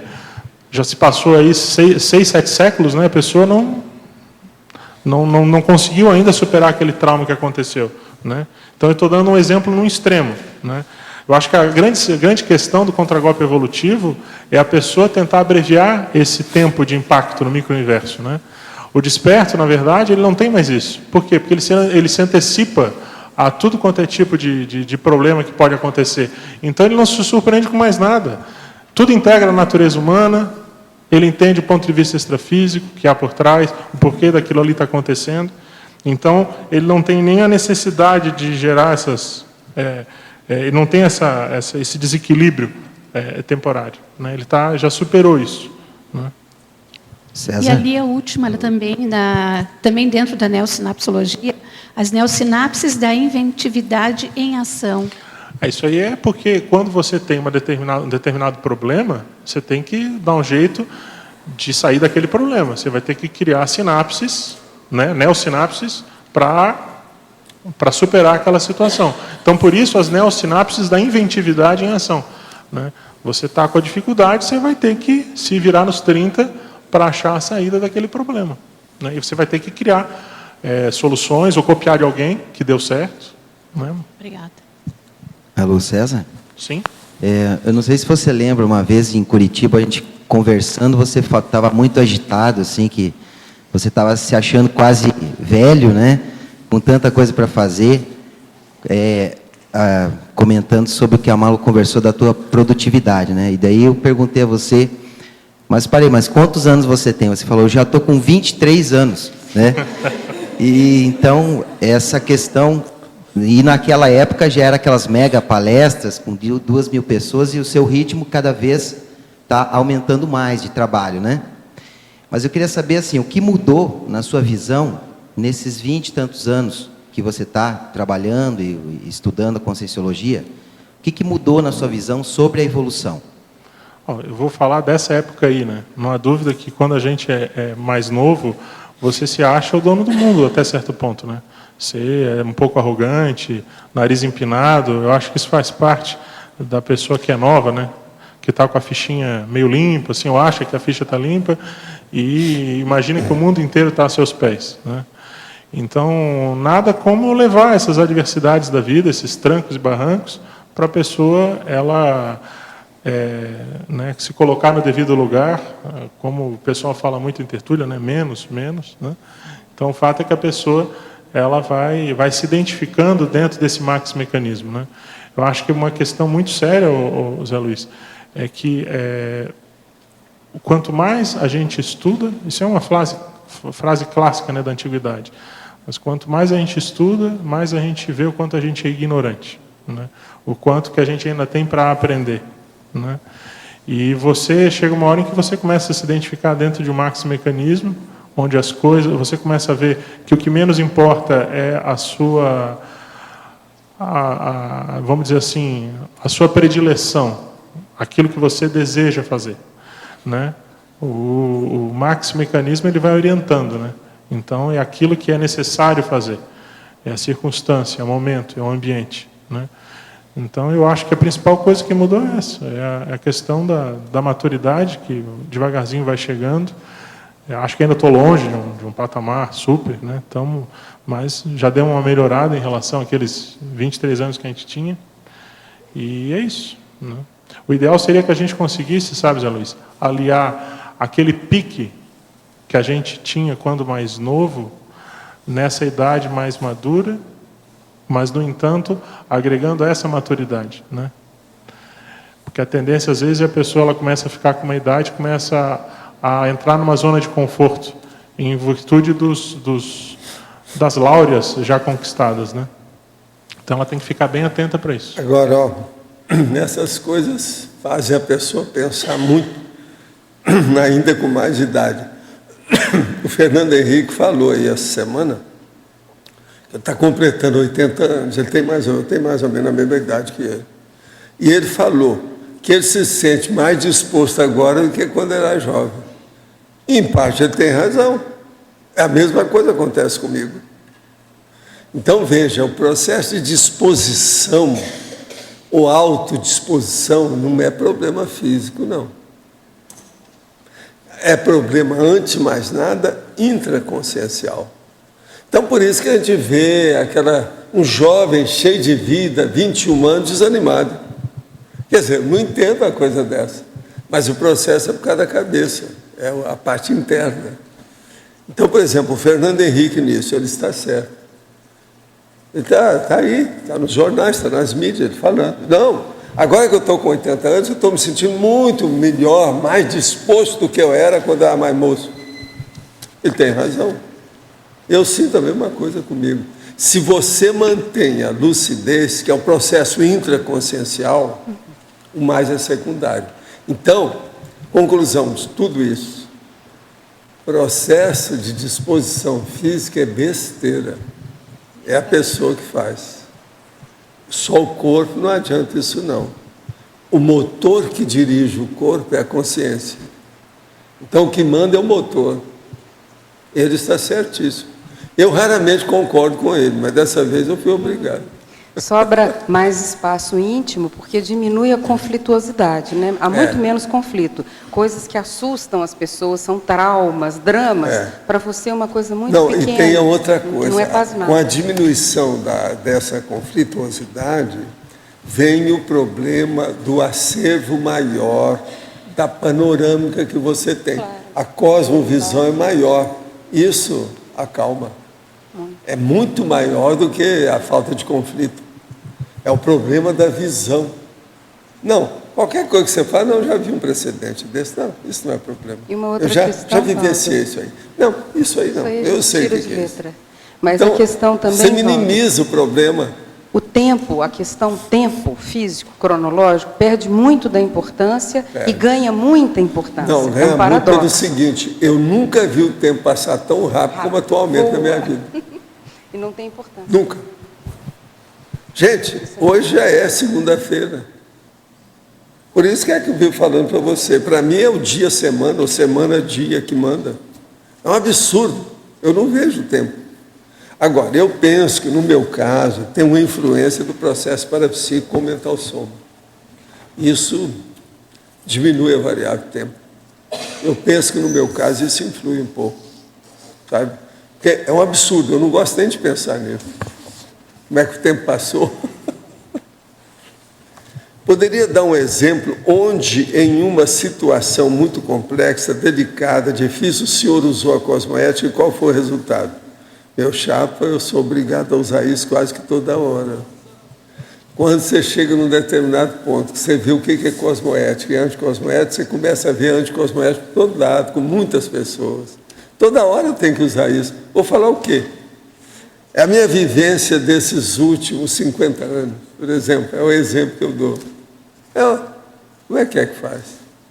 O que tem de anticosmoética não está no gibi, você tem que superar. Tem que dar um jeito, esquecer. Outra coisa, eu estava falando hoje aí na hora do almoço aí com o Loche.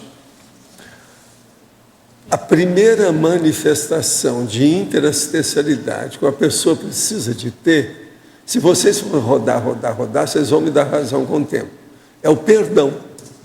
Se uma pessoa não perdoa, ela não fez assistencialidade nenhuma. Então, o primeiro ponto que tem é o perdão. Pensa bem o aspecto cosmoético disso. Então, você tem que perdoar todo mundo. A cosmoética está em todas. O que tem, se você abrir o computador e for olhar a internet, você tem que perdoar centenas de pessoas que falam besteira a seu respeito. Olha a cosmoética. Olha o perdão. Olha a interassistencialidade. Bobagem de tudo quanto é jeito, coisas inimagináveis, inconcebíveis, indizíveis. E você tem que entender, é o jeito. Então, vamos devagar com isso, calma, tem muita coisa. Perdoa tudo que você pode, inclusive me perdoa se eu não respondi tudo que você está precisando. Para ser intermissivista, é necessário que a pessoa tenha uma capacidade intelectual acima da média, no sentido de estudo? Não, tem nada a ver com isso. Pergunto isso porque o curso Introdução à ProEx, de 27 pessoas, todos tinham mais de uma especialização acadêmica. Eu era o único que mal tinha o ensino médio completo, mas me sinto intermissivista. É possível ou estou enganado? Não, tudo isso é possível, não tem nada não. Você é o Delfim, é o primo inter pares. Você é a cereja do bolo desse curso, não é isso? Valeu a pena, muito bom. 27 pessoas, o que há? Agora, ó, conosco aqui, a maioria tem curso superior mesmo. Por quê? Desde o Centro da Consciência Contínua eu falava nisso. De lá para cá, tem um monte de gente que não tinha curso, que eles entraram na escola de novo para fazer curso. Quanta gente tem? Outra coisa, quanta gente aqui não tem mais de 2 cursos, que é o duplo curso? Você tem. Quem mais tem duplo curso aí? Olha lá, duplo curso. Olha lá, ó, só nem você tem 4, olha lá. Então nós temos que entender, isso faz parte do serviço. Pois é, ele tem 3, né? Não, ela aí, ó, tem um monte. É. Agora, tem uma coisa. Na verdade, eu devia de falar aqui no 3º curso, porque tem um curso intermissivo antes da maioria. Esse eu não contei, porque é muito comum. Aqui, curso intermissivo para nós é comum demais. Isso a gente não conta. Aqui. E a tertúlia. Não, esse é o curso de longo curso, mas esse aqui esse não dá diploma. Mas olha só. O único diploma que a gente dá aqui é a pessoa apresentar o verbete e defender do jeito que César está fazendo. Já tem 8 anos da tertúlia, né? 9. Já são 2 cursos aí. 2 cursos. 4 anos, um curso hoje, uma boa parte de 4 anos, já tem 2 cursos e mais um ainda. Já começamos o 3º. Mas esse aqui a gente não conta por anos. Sabe como é que é? Você tem que contar no mínimo por décadas. Entende? Agora, a Fernanda está lembrando então, que tem gente que não faz a prova, né? Então 9 esse não vai décadas, ter diploma. Né? 90 anos aí, de serviço. O pessoal que não faz a prova não vai receber o diploma no final. Agora, veja, nós temos muita pressão sobre processo de mental soma aqui, né? A maioria do nosso trabalho tem pressão em cima das pessoas sobre mental soma. E isso é importante. Eu não acho que esteja errado. Agora, não vem me falar em elitismo nisso, que não é. Mas é uma necessidade. Por exemplo, a prova geral, o processo aquele curso que eu fiz da obra última, é muita pressão que tem. Agora, por exemplo, por incrível que pareça, esse da imaginação é um dos mais sérios que tem. Mas o povo não percebeu isso. Por quê? O da imagística, ele não faz força do ponto de vista, vamos dizer, mental somático direto. É só a pessoa espontânea que mostra o processo da imaginação. Então, eles não veem, mas ele é um dos mais bravos que nós temos. Pois é. Mas veja, você escreveu só, acabou. Isso não é nada. Escrever, qualquer um escreve. Todo mundo aqui é alfabetizado. Agora, o processo é que, né, não precisa ter muito estudo para isso. Gente, está aqui um chapéu. Você vai falar tudo, 200 itens do chapéu. Te vira. É só a pessoa. Não precisa de esquadro, não precisa de régua, não precisa de nada, o problema é dela. Agora, eu acho esse dos mais avançados que tem, mas o povo ainda não entendeu que ele é um dos mais mental somáticos que tem. Agora, veja, é um processo de serenão, né? O homem que deu a ideia aí é muito vivo. Eu já falei com ele, qualquer coisa pode mandar mais, nós estamos aqui, está cheio de cobaias, né? Vamos ver o que dá. Mas fala aí. César, não sei se de repente você colocou, mas eu não vi uma sugestão aqui. Colocar personalidade resiliente. Tem? Eu não sei. Hã? Eu coloquei... Resiliência consciencial, número 13, holomaturologia neutro, página 34. Eu pensei na perfilologia, uma vez que também, de repente, hoje se fala muito desse perfil, né, da pessoa que é resiliente, é um conceito que tem sido muito utilizado na psicologia. Como você colocou aí também já na patologia, mas de repente para destacar também no perfil. Mas eu gostaria de fazer uma pergunta em relação à exemplologia.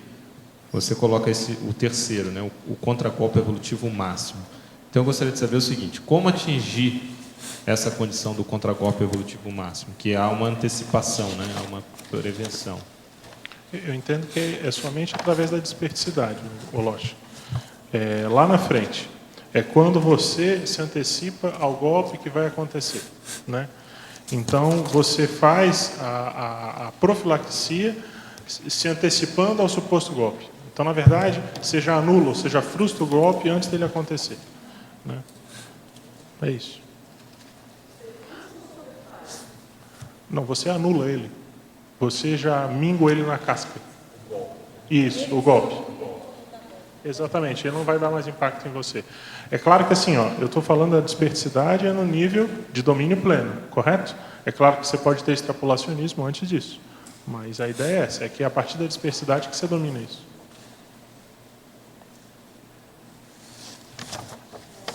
Sim?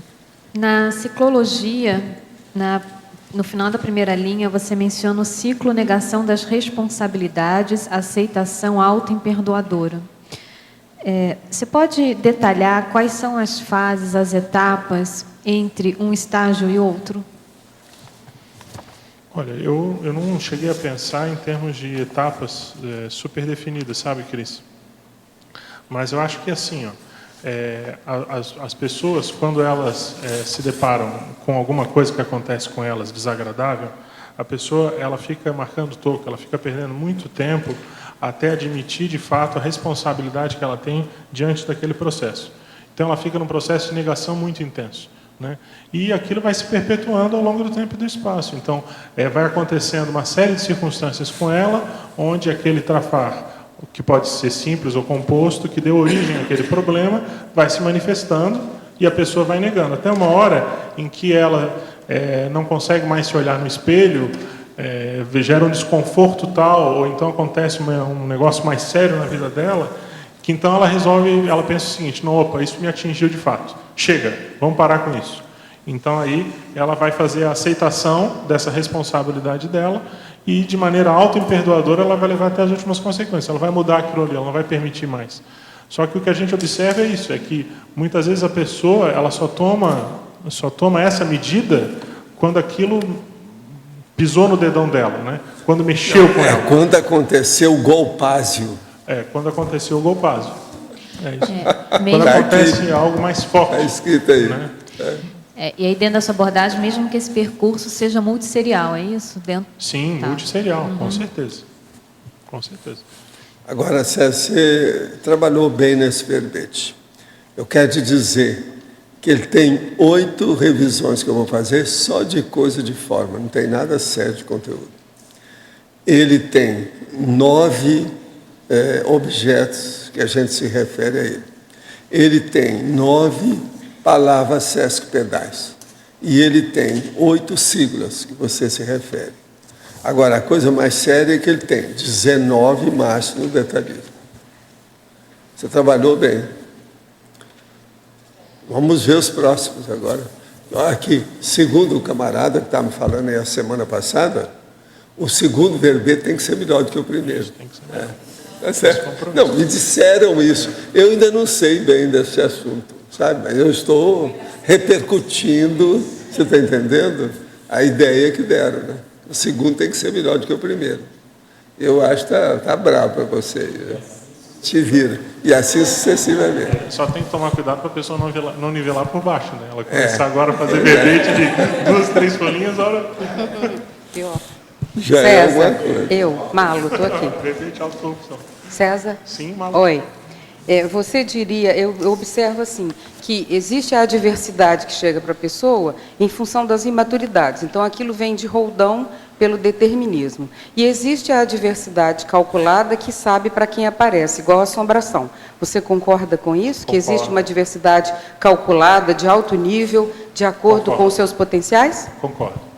Só que eu acho isso muito sério. Nós já estamos falando, Malu, nessa segunda etapa, esse segundo exemplo seu, de algo mais avançado um pouco, onde a pessoa ela já está inserida de alguma maneira dentro do mecanismo evolutivo, já está trabalhando de maneira uníssona com os amparadores de maneira um pouco mais profunda. Então, mas com certeza. Se a gente for pensar de semiconsciência para cima, de transmigrado, quer dizer, de teleguiado, autocrítico para cima, é tudo nesse nível que você está falando. Porque quem olha de fora pensa que é tudo a mesma coisa. Aí vê uma pessoa num certo nível de maturidade passando por uma situação que até certo ponto parece incoerente diante do nível daquela pessoa. No entanto, é super coerente para a pessoa que está passando, porque sabe exatamente por quê. Até na constituição do grupo karma, por exemplo, quanto mais a consciência tem potenciais e elementos favoráveis à evolução, mais o grupo karma se torna difícil em função da capacidade que a pessoa tem de administrar, de ser o gestor daquela situação evolutiva. Não entra em interprisão, não tem nada a ver com isso, as questões são resolvidas. E, no entanto, quem está olhando de fora pensa que é tudo farinha do mesmo saco, e não é. Com certeza. Então, esse diferencial na avaliação já mostra se a pessoa que está avaliando consegue entender essa sutileza ou se, para ela, todos os gatos são pardos. Você está trazendo um ponto muito sério, Malu. É a questão multisserial também. Porque, assim, uma pessoa que já tenha feito curso intermissivo, não há dúvida que ela estudou, nesse curso intermissivo, aquilo que ela precisava mudar. Na próxima existência, por exemplo, que ela ia ter. E é natural que ela faça uma programação, até mesmo com os amparadores. Olha, se eu não mudar tal traço, tal situação, eu quero que aconteça alguma coisa mais séria para eu mudar essa minha posição, essa minha manifestação. Porque chega, eu já venho nisso há muitas vidas. Então, acho que isso é um dado que tem que ser levado em conta. A programação que você faz antes de vir para cá. E aí, às vezes, a pessoa, é isso que você falou, às vezes a pessoa que está de fora, ela faz uma análise simplista. Quem está sofrendo na carne os efeitos daquela situação vai entender de maneira mais profunda, mais complexa. Porque, então, às vezes, aquilo ali é algo já combinado com os amparadores, já vem de antes e já vem de várias vidas. Né? É porque a gente nota que há uma sofisticação nos problemas, por exemplo, até num escândalo em que a pessoa é envolvida, numa questão de uma maledicência, num envolvimento popular de alguma coisa, e, no entanto, aquela pessoa que está passando por aquilo, ela está perfeitamente lúcida para aquela situação e está se saindo muito bem. Era justamente o teste que ela precisava para testar a imunidade relativa. Enquanto que o outro está sendo envolvido uma situação parecida, de roldão, pelo determinismo, pela imprudência, pela negligência e pela falta de cosmoética. Então, essa linha que permite fazer a diferenciação, ela é muito séria. Ela é muito séria e, a maioria do tempo, eu observo que as pessoas que estão avaliando não têm essa linha de horizonte para fazer essa diferenciação. Então, mostra que elas não têm retrocognição. Se elas tivessem retrocognição de fato, elas fariam uma avaliação muito mais profunda, muito mais séria, muito mais delicada dos fatos. Como que você vê, César? Eu vejo que é isso aí, Malu. É difícil você se colocar no lugar do outro, né? Isso é o ideal, mas, infelizmente, a maioria das pessoas, quando faz a heterocrítica, ela tem dificuldade de se colocar, de fato, na pele do outro, né? Então, a tendência é a análise ela ser simplista. E a gente também tem a dificuldade de visão, né? A monodimensionalidade. Né? Às vezes a pessoa ela acha que domina a multidimensionalidade, mas ela ainda tem uma visão muito intrafísica, que a gente até comentou isso durante a tertúlia. Então, ela não consegue entrar a fundo para entender a raiz do comportamento da situação da outra pessoa. Vai dar esses problemas de entendimento. E agora também tem que dar um bom desconto, porque fofoca é o que mais tem nessa dimensão. E se a pessoa também ficar dando muita trela para isso, ela não faz nada nessa dimensão. Absolutamente. Né? Ela fica atolada. Então, você tem que saber o que você tem que fazer, fica firme aos seus princípios, estabelecer os seus princípios, valores de vida básicos, trabalhar com os amparadores e tocar a ficha. Em frente. Tem uma expressão do coloquialismo que é um ditado chinês, que para entender a outra pessoa, se colocar no lugar dela, é preciso calçar os seus sapatos. Isso mesmo. Tenho a intuição de que a minha proex é balancear minhas energias emocionais. Mas percebo que, além disso, é me esclarecer com atalhos para evoluir rápido. Ele aí só está pensando nele, quer dizer que é uma autoproex egocêntrica. Sob a tarefa da assistencialidade, sempre procuro ajudar os outros diante da oportunidade e dentro de minhas possibilidades, ao contrário da sociedade egoísta que vivemos. Qual a melhor maneira de assistir quando não dispõe de possibilidades financeiras? Olha, você dispõe de uma coisa muito boa, você escreve até muito bem. Quase todo dia você manda 1 ou 2 mensagens aqui para mim. Coloca isso em funcionamento, vamos ajudar os outros, não precisa de dinheiro para isso. Faça um livro bom que nós publicamos aqui. Aqui tem toda a infraestrutura para isso. Você não gasta nada. Olha só, isso liquida com o assunto. Ao verbetógrafo. Quando a pessoa comum recebe um contragolpe da vida com a perda de sua posição social, profissional ou política, a tendência é que essa pessoa mergulhe em uma profunda síndrome do ostracismo. Digo isso por experiência pessoal. O tempo para se juntar os caquinhos, sacudir a poeira e se levantar novamente é bastante difícil e demorado. Consegui muita ajuda com a leitura do livro do professor Maximiliano Reimann.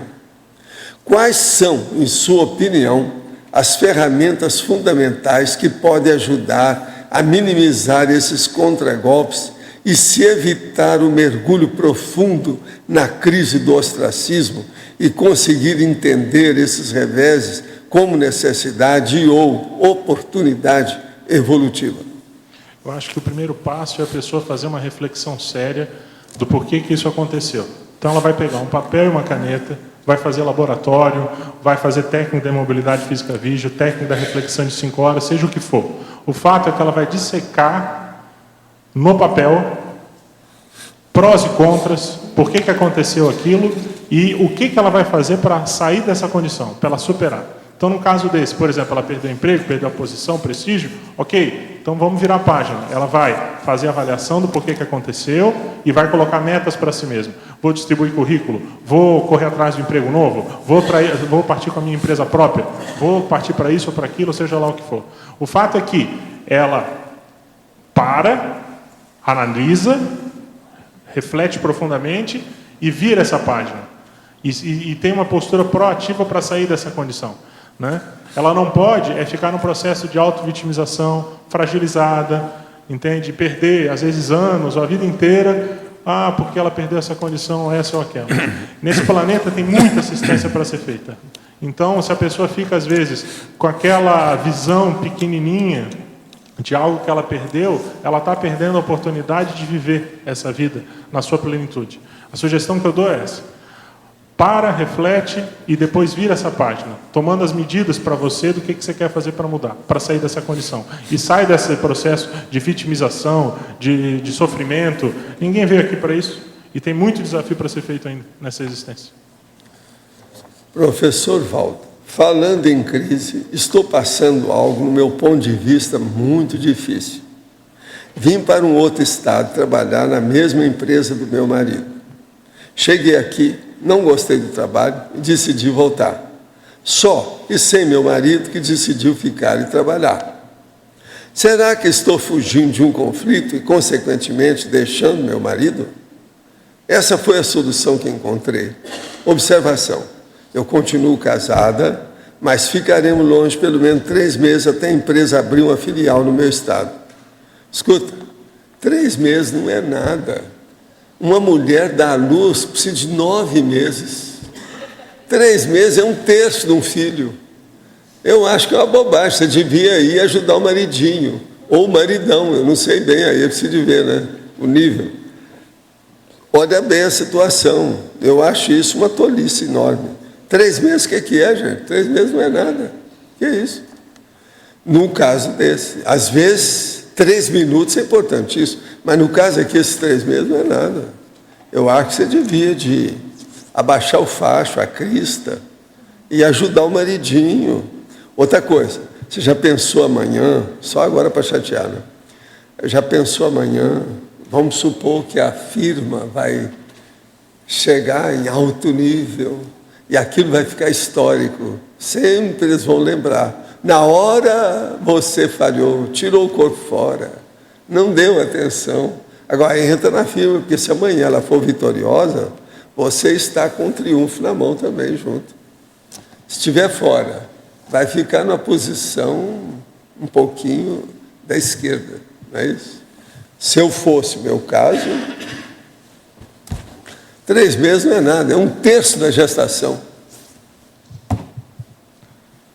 César, tem um princípio que a gente tem utilizado bastante lá na Apex, que eu acho que se encaixa muito bem aí nesse verbete, a gente também vai usar o seu verbete para isso, que é até adaptado do empreendedorismo. Faça do seu problema uma oportunidade de assistência.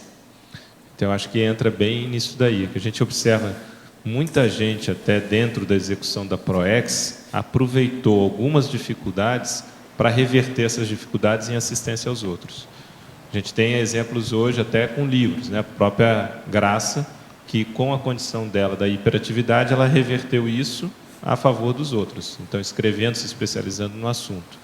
E vários outros. Foi citado aí o próprio Maximiliano e outras pessoas mais, né? A própria Mala com a síndrome do estrangeiro também.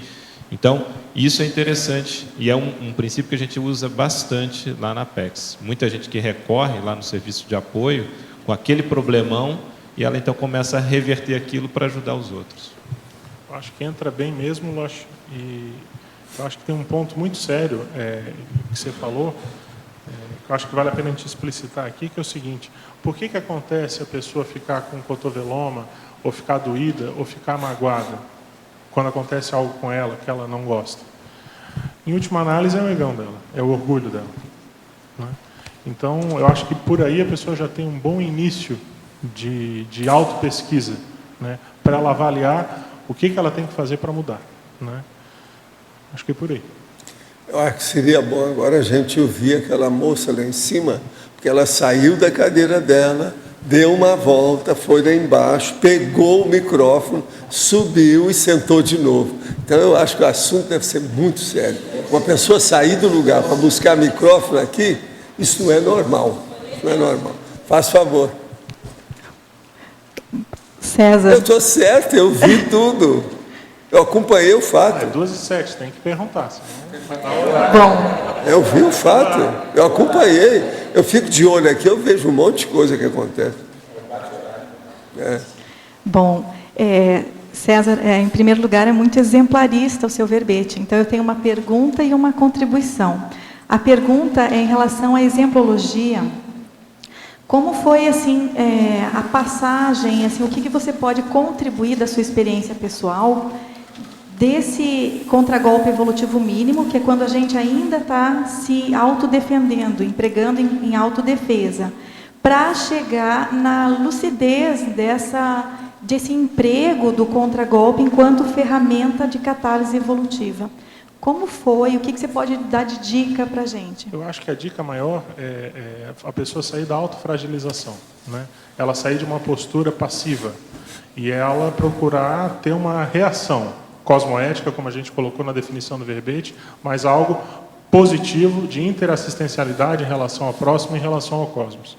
Aí ela consegue sair de um processo só de autodefesa, um processo que é mínimo, correto? Onde ela lida com o contragolpe muito mais com uma maneira de se defender, processo até certo ponto egóico, e passa a, de fato, agilizar a evolução dela. Porque como é que ela vai conseguir agilizar a evolução dela? Vai ser através da interassistência. Então, a gente pode fazer esse raciocínio de trás para frente, né? Pessoa, para ela poder fazer a interassistência, ela tem que sair desse processo de fragilização. Então, a fragilização seria a principal problemática a ser superada. A fragilização que a gente fala, Limara, é a pessoa que fica em auto-vitimização, ela fica marcando toca, ela fica ressentida contra o cosmos, ou seja, ela não avança, ela fica parada. Certo. E eu estava vendo aqui nas técnicas, eu pensei na possibilidade, não sei se seria bem como a técnica da acariação, porque é uma situação que a gente tem visto alguns colegas a partir de uma situação inicialmente desconfortável, desagradável, fazerem superações e entrarem realmente num outro patamar. Aí eu pensei nessa acrescentar, não sei se seria exatamente como a técnica da acariação cosmoética ou alguma outra forma de inserir, não sei o que você acha. Eu entendi a sugestão, é a técnica da acariação como uma ferramenta para a pessoa se autoavaliar e também até dar um retorno positivo, é isso? Dar uma realinhada na conduta dela. Não necessariamente. Às vezes é o revés da acariação sofrida, que enquanto um contragolpe, quer dizer, enquanto um golpe, porque inicialmente às vezes a gente não está com a maturidade, né? E aí sim, entrar no contragolpe, desse que seria... Ela vai para ser acariada e lá ela se sai bem, vamos dizer assim, e consegue até reverter. Não necessariamente a própria acariação, mas as consequências dela para a pessoa. Seria essa utilização. Tá anotada a sugestão, a gente avalia depois aqui. Tá bom. Minha vez? Eu li, claro, acompanhei o verbete em vários momentos e tem um assunto aqui que eu me sinto participante, né? Na página 31, em trinomiologia, o último trinômio o trinômio golpe, contragolpe, evolutivo, rescaldo, que às vezes o rescaldo eu compartilho lá em casa, né? Então, eu queria que você falasse um pouquinho. Você recebe um determinado golpe, aí você vai fazer o contragolpe, que é essa reação cosmoética, né? Que é o tema do verbete. Você tem que ficar sempre atento ao rescaldo, né? Ao que sobra dessa sua atuação. Então, o rescaldo pode ser aquela cinza com brasas, né? Ou seja, algo que você ainda vai ter que continuar atuando para poder eliminar, como pode ser também um saldo positivo. Ok, está resolvido aquele problema. Então, acho que você sempre tem que avaliar. Não basta receber o golpe e fazer o contragolpe. Você tem que se atentar ao rescaldo, ao que sobra daquela sua atuação. A partir daí, avaliar se vai ter novas decisões ou não. Qual a relação do rescaldo com aquele outro item que você falou de que tem que ter vários efeitos homeostáticos para contrapor? Isso. Às vezes é disso? Sim, é isso. É que às vezes você, num só contragolpe, você não consegue resolver o golpe, né? Você tem que atuar várias vezes, né? Então, é isso. O César, Oswaldo aqui acima, não é? Sim. Continuando na mesma linha do que vocês estavam expondo, muito bem expondo entre a professora Malo e você a respeito de que os obstáculos que as pessoas têm pela frente estão em função do seu nível de maturidade e na medida que eles vão avançando, os obstáculos cada vez vão sendo maiores. Eu te pergunto, em função de teu balanço, talvez dos últimos 10 anos e pelas perspectivas das coisas que tem pela frente, que é aquilo que você está valorando mais e qual é aquilo que você está prevendo mais na tua próxima experiência que você vai ter? Eu não entendi direito, Oswaldo. Você está falando, eu avaliar os últimos 10 anos meus? Repete, por favor. Como você está vendo que vai ter que encarar pela frente? Você está falando de projetos que eu vou ter pela frente? Isso mesmo. Chefe, isso aí, os fatos orientam a pesquisa, né? Então, dentro da IEC, você está lá também, você vê que a toda hora tem uma novidade, né? Hoje, dentro da conscienciologia, ou dentro da IEC ali, os grandes desafios, você tem o primeiro, que é a questão do hotel, que a gente colocou como prioridade 1. Depois você tem o Mega Centro Cultural Holoteca, que também está caminhando. Todos esses projetos, você sabe que tem todo um cronograma, todo um start line, uma série de dados. Depois disso, nós temos a Asa Sul, né?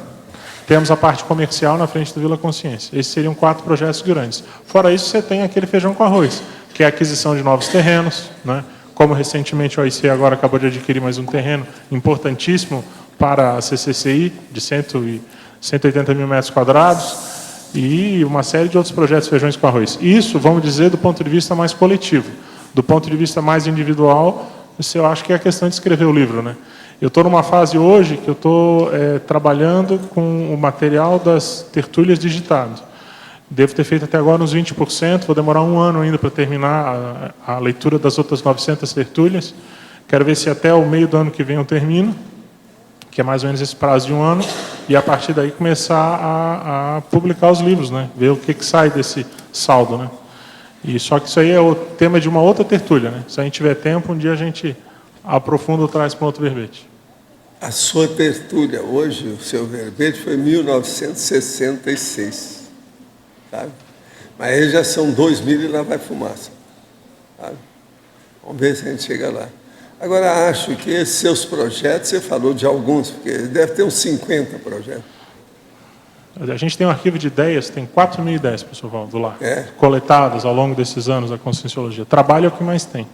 Então, vamos ver. Né? Quem quiser trabalhar, tem Quem muita quiser coisa. trabalhar, aparece lá na IEC. Serviço não falta. Tem muita coisa.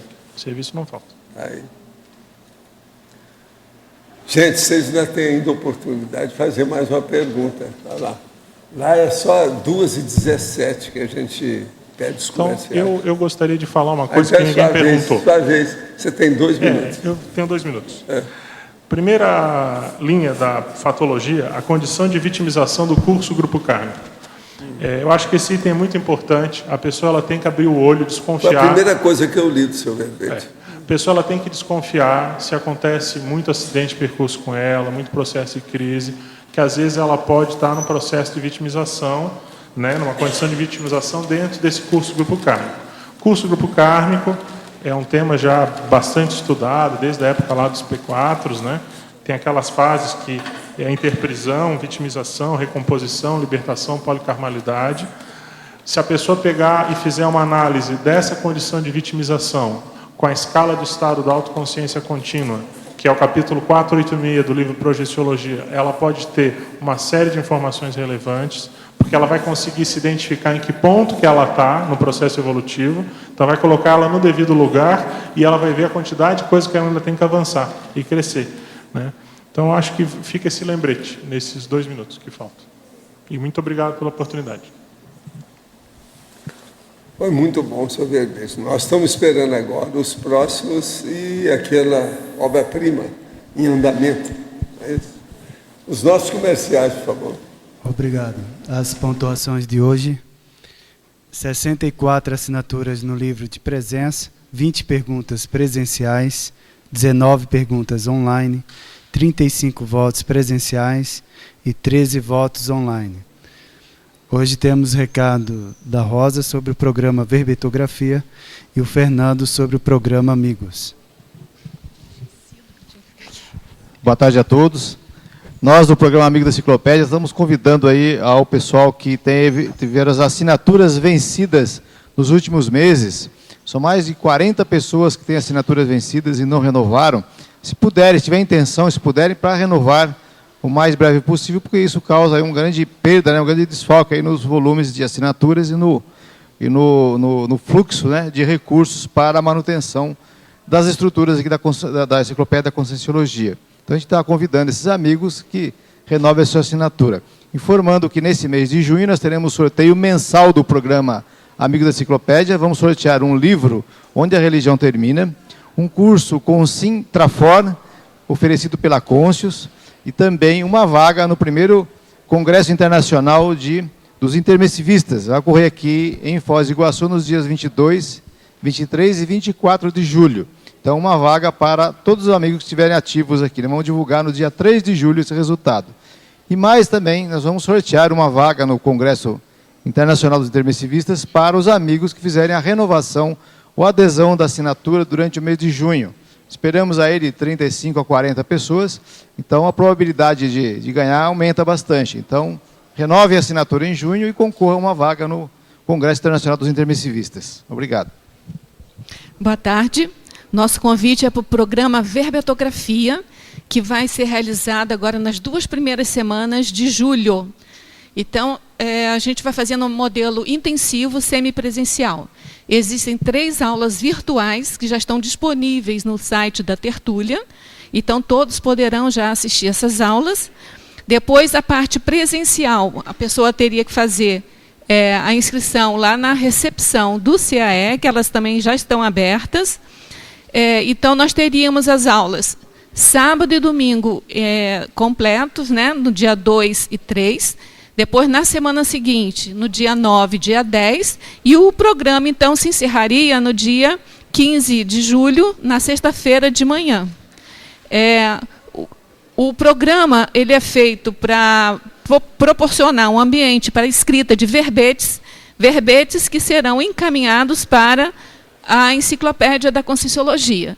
Então, se você tem interesse de entrar, né, de fazer parte desse grupo que está publicando verbete na enciclopédia, é uma grande oportunidade você participar do programa Verbetografia, porque acelera um pouco esse processo. A gente espera todos vocês lá e a inscrição, então, está aberta lá na Secretaria do CAEC. Obrigada. Para amanhã teremos o verbete Quinquênio Cognopolita. A especialidade em intrafisicologia, a autora professora Neida Cardoso.